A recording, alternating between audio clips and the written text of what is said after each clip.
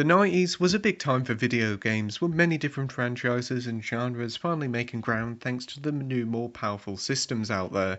Shooters was one of these genres, giving birth to big franchises like Doom, Wolfenstein, and Duke Nukem.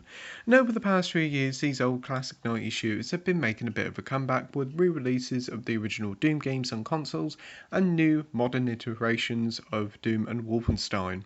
But now, after a successful launch on PC last year, Iron Fury, a love letter to 90s shooters, is finally here for consoles, so let's see if the transition to consoles was worth the wait.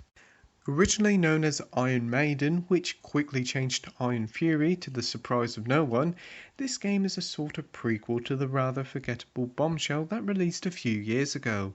Iron Fury follows a bomb disposal woman called Shelley Bombshell Harrison as she tries to stop an evil doctor taking over a futuristic DC with cybernetically enhanced soldiers. It's a daft tale that doesn't focus too much on the story and more on the gameplay, which is good, but there's plenty of humour and corny one-liners to deliver a few laughs and add to the 90s charm of it. Iron Fury is so brilliantly old school in its gameplay, but it does have plenty of modern touches to the gameplay. If you played the original Doom or Duke Nukem, then you know how Iron Fury plays. Each of the game's levels are very well crafted and are maze-like structures that really does test your knowledge of the area. The game doesn't hold your hand like many games these days, and you're just chucked into the deep end and the game hopes you pick it up as you go along. You're free to tackle each rather hefty sized area as you wish, with plenty of enemies in the area, and you can take them down with modern touches like headshots or take a little bit more of a tactical approach. You'll progress by picking up your typical coloured keycards that allow you to access new unlocked areas. The exploration of Iron Fury is just as important as the combat, as there's hordes of secrets throughout the game's many areas. Many of them are fiendishly hidden, so a guide may be needed. When getting into combat, there's a decent arsenal of weapons at your disposal, from a magnum, submachine guns, grenade launchers, and shotguns to name but a few. They're all well designed and they all have alternative fire modes of sorts. Your magnum can lock onto enemies whilst you can dual wield the submachine guns. It's a cool touch and it does add to the constant energetic nature of the game, as you gotta keep on moving, picking up ammo and armour, and it's a very thrilling experience. The game does house a few boss battles, and whilst these enemies do look great, they feel a bit basic to fight, and these battles do see a noticeable jump in difficulty. These high spikes that aren't actually seen in normal gameplay. This is mainly due to the near endless amount of regular enemies that get chucked into you to fight alongside said boss, and it can be quite frustrating at times. Iron Fury will see you exploring and shooting for a decent amount of time. It took me a good 10 hours to complete the game on my first playthrough, and this is missing many of the cleverly hidden secrets. So if you want to go back and ultimately find everything the game has to offer, then you're probably talking around upwards of 20 hours, which is pretty impressive.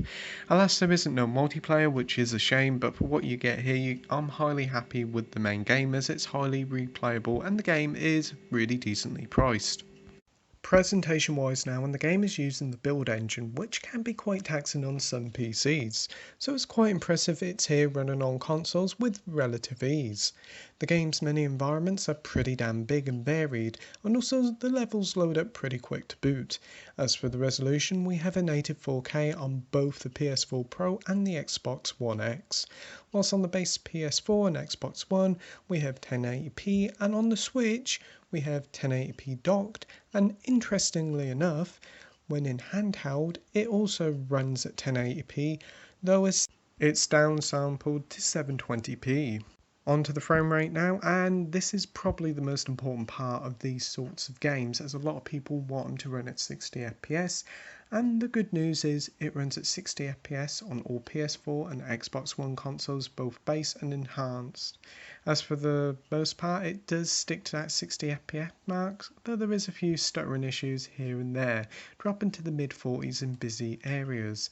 As for the Switch version, this is a rather interesting setup, as when you boot up the game it's running at 30 FPS, which is initially kinda disappointing, but whilst playing, if you input the old Konami code, which is up up, down down, left right, BA, and then the frame rate will unlock, allowing the game to run at the highest possible frame rate it can.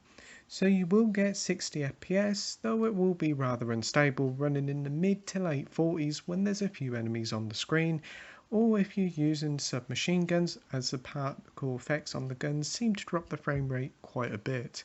But it's the explosions that literally tank the frame rate on the Switch, with the game slightly pausing. Honestly, it's not as bad as it sounds on paper, as I did get used to it quite quickly, but if you like your games running perfectly, then it may not be that good for you. I also noticed a few glitches throughout my playthrough with the Switch version, as the game was ending up in a loading loop, taking ages to load up my game after I died. A quick restart of the game soon fixed that, but I also did get a couple of other crashes, which is a shame, but it isn't too bad as the game is constantly autosaving and I always manually save regularly, so I didn't actually lose that much progress. Conclusion time now, and Iron Fury is an utter blast from the past, from beginning to end, with fantastically designed levels filled to the brim with secrets and enemies galore. It's a fun and daft tale with plenty of tongue-in-cheek humour that Duke Nukem fans will be happy with. The game also looks great and the transition to console is brilliantly handled, though there is a few issues with some sharp difficulty spikes in some of the bosses and there is some performance issues in the game's busier areas. But don't let that put you off, as Iron Fury is a superb ride, so that's why I'm giving Iron Fury a 9 out of 10 with the title of brilliant. As always, thank you for watching my review, like, rate and subscribe, and until next time, happy gaming. Bye!